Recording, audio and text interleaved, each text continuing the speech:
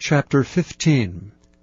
And it came to pass after this, that Absalom prepared him chariots and horses, and 50 men to run before him. And Absalom rose up early, and stood beside the way of the gate. And it was so, that when any man that had a controversy came to the king for judgment, then Absalom called unto him, and said, Of what city art thou? And he said, Thy servant is of one of the tribes of Israel. And Absalom said unto him, See, thy matters are good and right, but there is no man deputed of the king to hear thee.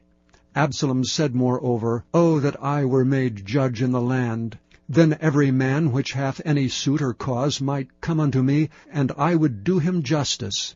And it was so, that when any man came nigh to him to do him obeisance, he put forth his hand, and took him, and kissed him.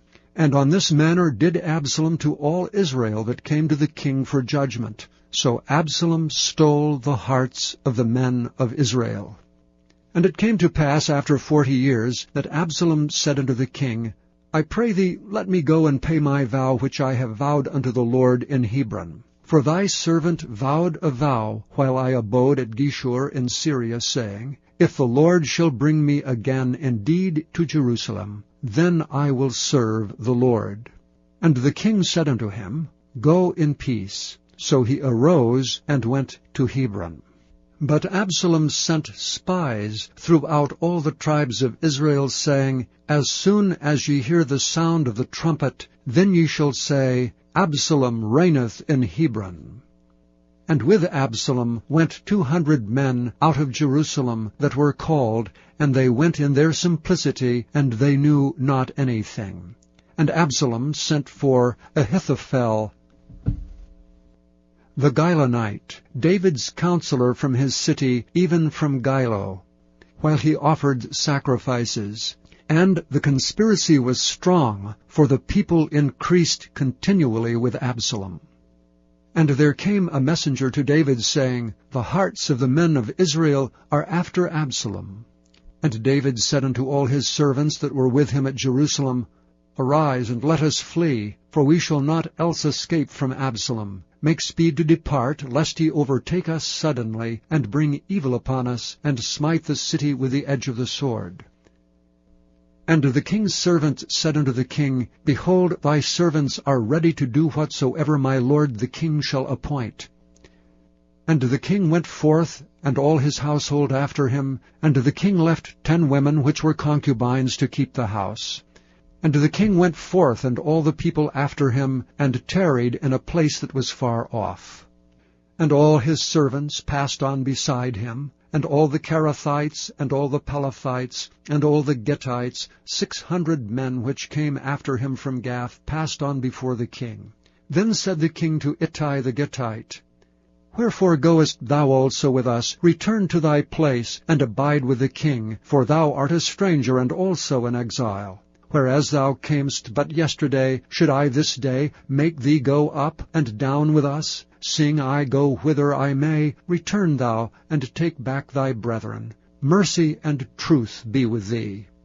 But Ittai answered the king, and said, As the Lord liveth, and as my lord the king liveth, surely in what place my lord the king shall be, whether in death or life, even there also will thy servant be.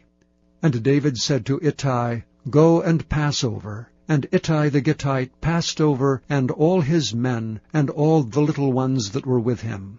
And all the country wept with a loud voice, and all the people passed over. The king also himself passed over the brook Kidron, and all the people passed over toward the way of the wilderness. And lo, Zadok also and all the Levites were with him, bearing the ark of the covenant of God. And they set down the ark of God. And Abiathar went up until all the people had done passing out of the city. And the king said unto Zadok, Carry back the ark of God into the city. If I shall find favor in the eyes of the Lord, he will bring me again, and show me both it and his habitation. But if he thus say, I have no delight in thee, behold, here am I, let him do to me as seemeth good unto him. The king said also unto Zadok the priest, Art not thou a seer? Return into the city in peace, and your 2 sons with you, Ahimaaz thy son, and Jonathan the son of Abiathar. See, I will tarry in the plain of the wilderness until there come word from you to certify me. Zadok therefore and Abiathar carried the ark of God again to Jerusalem, and they tarried there. And David went up by the ascent of Mount Olivet, and wept as he went up, and had his head covered, and he went barefoot, and all the people that was with him covered every man his head, and they went up weeping as they went up. And one told David, saying, Ahithophel is among the conspirators with Absalom. And David said, O Lord, I pray thee, turn the counsel of Ahithophel into foolishness. And it came to pass that when David was come to the top of the mount, where he worshipped God, behold, Hushai the Archite came to meet him, with his coat rent, and earth upon his head, unto whom David said, If thou passest on with me, then thou shalt be a burden unto me. But if thou return to the city, and say unto Absalom, I will be thy servant, O king, as I have been thy father's servant hitherto, so will I now also be thy servant, then mayest thou for me defeat the counsel of Ahithophel.